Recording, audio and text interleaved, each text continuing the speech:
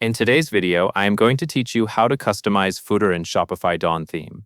To get started, open your Shopify admin and go to Online Store, then Themes.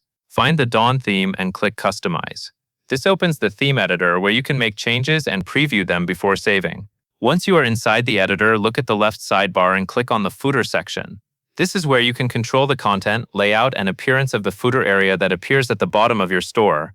If you want to add more content to the footer, click Add Block. Here you can insert elements such as a menu, text, brand information, or an image. This is useful if you want to include extra navigation links, a short store message, your brand details, or a visual element to make the footer feel more complete. You can also click on any existing block, such as quick links, to edit it.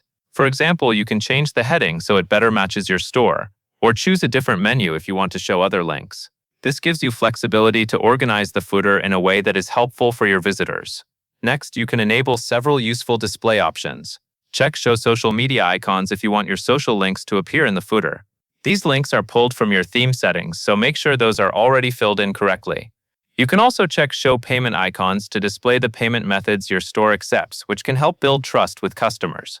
If you sell to customers in different locations, check Enable Country or Region Selector and Enable Language Selector. These options make it easier for international shoppers to browse your store in the right market and language. You can also check Show Policy links to display important pages like your refund, privacy, and shipping policies. This is a good way to make key store information easy to find. To change the look of the footer, adjust the color scheme.